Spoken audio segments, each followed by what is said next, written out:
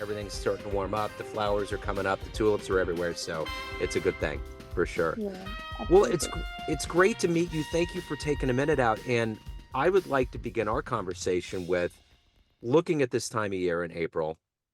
4 years ago, the world stopped on a dime because of COVID. I'm curious, in your line of work, how did you get through that time period and how did it change you? Oh, yeah. Well, we kept working, business as usual. I was working for the military then, and we kept having our courses, which are communication skills courses, basically. And I kept teaching psychology, perception, body language, and all of those things that were within our students program. And I didn't really see a difference because for us, we couldn't really work from home uh, with the students we had and the type of courses we did as well. But yeah, so COVID that time, I didn't really feel a difference. I was still commuting to work. I was still uh, taking my son to kindergarten, business as usual. Yeah. But of course, the news about people getting sick and people dying and everything was, of course, extremely sad and scary as well. And no one knew what was going to happen and how bad it was going to get. And I'm sure that everyone is relieved that we are past that. And even though COVID isn't gone, it's still not the same uh, as it was then when Yeah. it comes to what we know about it and how to handle it. Yeah. I think we're probably in a better place now. I think the Yeah. thing too is that the everybody got to slow down. I know, especially here in this country, everybody moves so fast, things happen so quickly. Yeah. I think it gave everybody a minute to pause and to figure out what's important in their lives, which is a good thing. What did you do? Oh, I have two kids, so we drove a lot. Kansas City Metro is a really big place. There was nature sanctuaries, and I also have a jazz radio show, so I really interviewed a whole lot more musicians. And the overall jazz community is very positive. So it was really good to hear all those positive voices. And as Yeah. heartbreaking as it was that they couldn't perform and things weren't happening the way they usually were, they were still optimistic and, practicing and doing their thing and all of that. So it was a weird time for sure. So Yeah. yeah. Absolutely. So on paper, you are an author and a charisma guide, but I want to know if I put you in front of a bunch of grade school kids, third graders, and one of the kids looked up, it's career day, and said, "Hey, what do you do for a living?" How would you answer that child? I would say that I am finally doing what I should have been doing a lot of years ago. I'm Yeah. writing a book that's Yeah. been brewing inside of me for years. Yeah. This topic has fascinated me since I was a child, Mhm. and well, on different levels, obviously, and different levels of understanding, different levels of being able to go after the knowledge that I was seeking. But still, something that I knew that this is something I really want to understand and know everything about, everything I can possibly learn. So I would say I'm writing the book of my dreams. Okay, excellent. So talk to me a little bit about what you wanted to be when you were in grade school. What was your dream to grow up and become? I wanted to be a fashion designer. Okay. I was drawing dresses. I think I drew over 450 different creations. Yeah. I tried to sew, but I was terrible at it. But Uh-huh. this is something actually that I look forward to sometimes picking up again and actually sewing the pieces that I see in my head, like in my inner eye. I have these clothes that I would really like to be able to go into a store and buy, but they aren't there. So I'll just Yeah. have to do it. Yeah. Yeah, that was Excellent. my dream. How about you? Well, I always wanted to be in broadcasting. As Oh, early, it was either going to be an athlete or get into some level of sports broadcasting. And over the years, it turned into, interviewing and jazz radio and all of that. So I yeah. think I'm actually doing what I always wanted to do. So, it's a good thing for sure. That's really great. Yeah. Congratulations. Thank you. So let me ask you this. How did you get to this point where you kind of switch gears and got into your profession and being a charisma guide? And how did all of that happen? What were the seeds that were planted?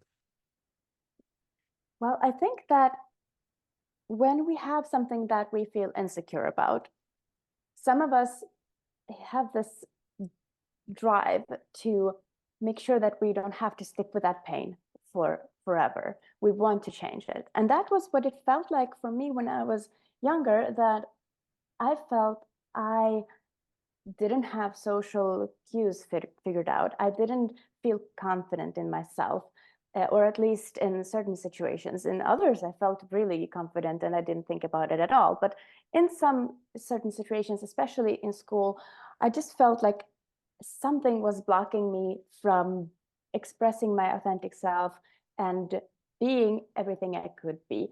So for me, it was this this was so important to me. It felt like something we fight for to survive almost. So it wasn't just like, well, I'm going to try that and see what happens. This is something I've been like reading in my free time and watching documentaries, listening to podcasts about it. So I think I've read so many books about these topics in my free time that it could be like a university curriculum or something like that. Simply because it's been one of my greatest passions. So it's hard to say when exactly or what exactly was it that got me to where I'm now. It's always been there. The Yeah, passion, the interest has always been there. But the decision to actually come out and say that I am going to teach charisma, I'm going to write my book about charisma, that happened about a year ago yeah, when I started to actually write about it. yeah, But it also felt so scary to go out there into the world and tell people what I was up to, yeah. because I was still afraid of being judged, of being ridiculed, of I had to this sort of um, stats when I was waiting for some sort of permission or a sign that yes, you are allowed to do this. And of Sure. course, that's never going to come ever. We need to just take what we feel is ours and go for it. That's what everyone does. Yeah, Nobody who is a like professional athlete is going to say like, okay, I'm just going to sit here and wait until it's my turn. They right, go and they get it and they right. make it happen. So I just realized one day that that day is never going to come. It's today. I just got to start. I just got to put myself out there. And this was actually very cool because it coincided with um, having had about a year trouble with coughing a lot, like literally having problems with my throat. As soon as I made this decision, it just disappeared. And I don't know if you're into things like chakras, for example, but coincidentally, the throat chakra is all about communication, Wow. both taking in messages about what is coming to us from other people, guidance from some source, for example, but also sending our message into the world. Yeah. And this is basically what started to happen. I started to put my message out into the world, and I felt that I got so much inspiration also coming to me, which I could continue to communicate. And this was just the same time that my throat healed. It Wow. just healed. Yeah. And I had been having trouble with this for a year, the same year that I had been struggling with daring to send my message to the world. So Interesting. it's Well, very cool, actually. it is actually cool, and the thing about all of this is that when people want something, it takes charisma to go out and get it, Yeah, you it could know? be like that. Yes. Yeah. So let me ask you this, who's been an inspiration for you? Who's been kind of a hero in your life to help you make that decision and to get to where you're at right now? Yeah. Well, actually, when I was commuting a lot to work, and I felt like this is not really how I want to spend my days, working in a way where I had to commute to another city and being the first to leave my son at school and the last to pick him up, I felt like, no, this is not what I want. But I didn't see any way of how to change that at that time. I just had to do what I had to do. But what helped me a lot and what inspired me a lot was to listen to podcasts with all of these amazing podcast guests that I felt had these beautiful messages and beautiful wisdom that they delivered to all of the listeners, me being one of them. And I heard them like little by little. It was dripping into my subconscious, different business tips, for example, or more about what I am interested in, like body language and charisma and communication skills and so on, or something about spiritual aspects of life. So I felt like I was learning a lot, but I didn't have the time right then and there to sit down and just make a map of how all of this was integrated into my subconscious. Yeah. Obviously, I was picking stuff up because one day I just felt like, okay, wow, but I know what to do. I know what I want to do. And it came when it came, I was also ready to take the necessary steps. I could write. So instead of having this idea when I was too busy to be able to sit down and write, if I had it at that moment, I would probably feel very frustrated that I know what I want to do, but I just simply don't have the time. I was a mom to a toddler, basically, and working full time and having to commute. I just simply couldn't steal time from anywhere else Yeah. than I was already trying to do just to make my life go around. But after having changed job to where I'm now, I work a lot from home, so this saves me the time of having to commute. Yeah. That's like 3 hours a day, Yeah. and in that time you can do a lot. Plus, just not having to uh, put that energy into being focused on traffic and dark, slippery roads in the winter, that also adds another hour in the day of energy because I can go up earlier in the morning. I am actually an early riser, so I get a lot of things done in the morning. I love to just be the first one up and sit down and be creative and write everything down. Even though that hour seems to pass extremely fast, but still, it's time I didn't have before. Yeah. So the idea and the realizations came at the perfect time. And yeah, I'm very, very glad and Yeah. grateful for that. So, what continues to be your inspiration every day to get up, to do this work, to change lives, and to also evolve as a person yourself? What is all of the motivation for you? Well, I think that what has created the most inspiration and bravery also to go after what I actually want is becoming a mother and feeling from the depth of my core and from my being that I want to be the best possible role model that I can be for my son, the best possible mother, and show him what is possible in life. And this gap of how I was living my life and how I wanted to live my life suddenly became very big for me. So I had a time where I struggled of trying to understand how am I going to change this? Like, this is not the life that I want to present to my son.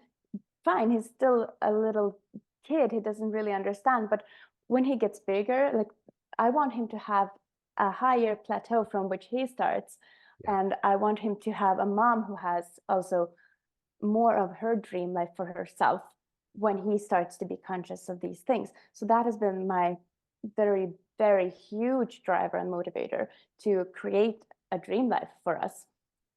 And and I feel like I'm on the completely right path because every day it feels like I'm really closing in to what this dream vision, my life vision is. Yeah. It's actually starting to grow from the present, and it's starting to like I'm attracting my future to the present. Yeah. So it feels amazing. So let me ask you this. You're helping people, giving them good ideas and advice. What's one of the best pieces of advice that you've ever gotten in your life? Well, one of the best and worst advice I've ever gotten in the same sentence this is a paradox, but it's true, is take up more space. And why it's the worst advice ever is because when I got this as a child, I had no idea what that meant. Yeah. It wasn't clear to me. I was like, what does that mean? What does space mean? What does taking up more space look like?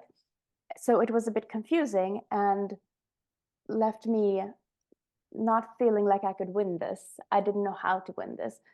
But if we actually break it down, that's the best advice someone could get Yeah. because it signifies an expansion of what we are allowing ourselves to do in life, an expansion of going after our joy and our authentic interests and becoming better at things that we want to become better at, expanding how we get to know people and who we get to know so that we don't narrow our focus to just hanging out with one certain type of people, but rather expanding what Yeah. type of people we show interest in. So it is different forms of allowing ourselves to take up more space, Yeah. which can help us grow immensely and help us discover new sides to ourselves. So in that aspect, it's one of the best advice. So let me ask you this. You're talking about getting closer and closer to this dream life that you want. Yes. What do you notice with people that holds them back from doing what you're doing? What do you see as like the number one thing that people have in their minds that that keep them away from that dream life they want? I would say that it's different for everyone, but some hopes that we can have the potential of holding us back. One of them is the hope of being rescued, that somebody else is going to come, an external force, and help you and change things so that life gets easier. And while that could happen for some people, and while maybe someone could actually be in a situation where they truly need this, like they might have to call somebody to save them out from an abusive relationship, for example. That's one situation. I'm not talking about those. I'm talking about the everyday situations where people just wait because they hope that something is going to help them to have it easier to reach their dreams. Yeah. And that's just not going to happen, or at least don't count on it. Because if you count on someone else saving you and rescuing you, you're just going to wait in vain and lose a lot of time. You need to pick it up yourself. You need to rescue yourself, and you need to create the circumstances that are necessary for you to be able to have the plateau you need to take the steps further and further. Yeah. So yeah, that's one of the things that I think holds people back. And likewise also like the hope of, like I mentioned before, permission, getting permission to do what you want in form of some form of sign, or somebody telling you that you're good at something, or you see someone else doing the same thing. But the thing is that if you go out there and you dare to be authentic and show up with something that makes you shine, that is going to upset some people. That is going to create some reactions, but it's also going to create the support and the encouragement that you want to have to fuel your further journey.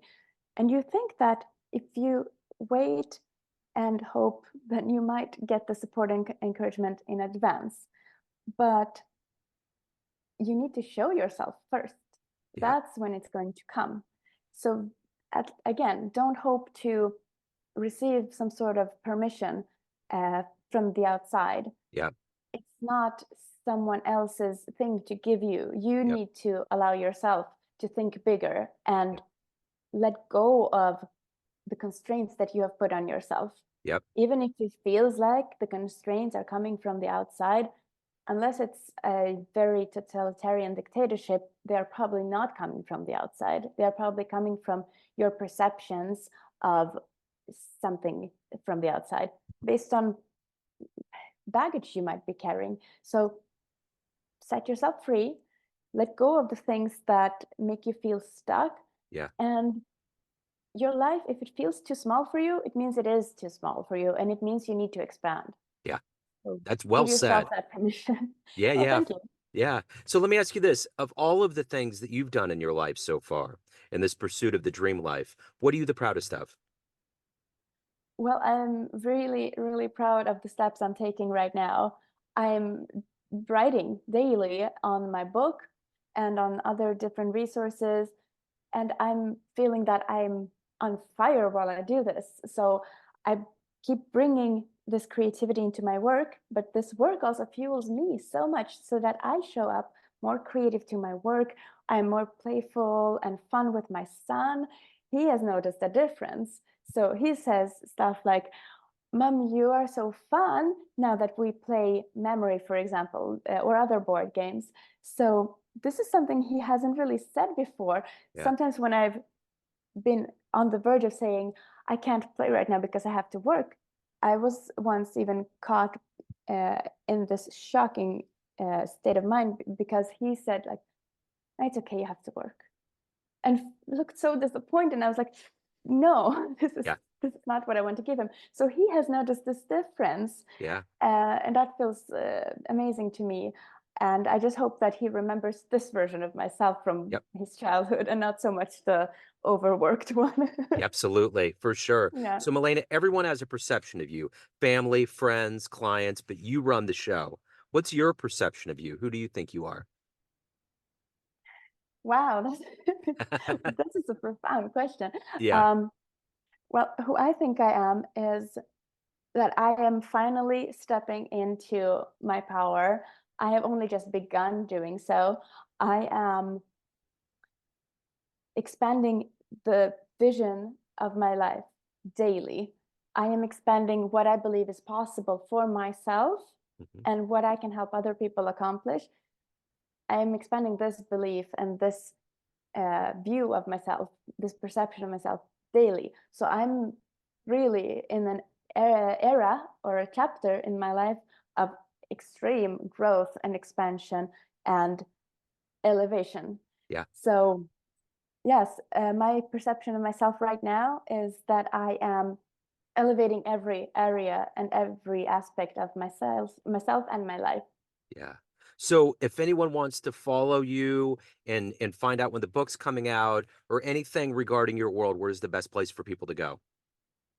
Well, I will soon be launching my website, which I will give you as soon as it's launched. Okay. I am currently active on X with the handle Milena Dalinaros and on Threads with the handle milena.dalinaros.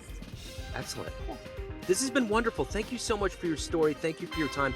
What an inspiring story of finding your true essence. I appreciate you opening up about it. Best of luck. Thank you so much. Thanks for having me here as your guest. Absolutely. Thank you.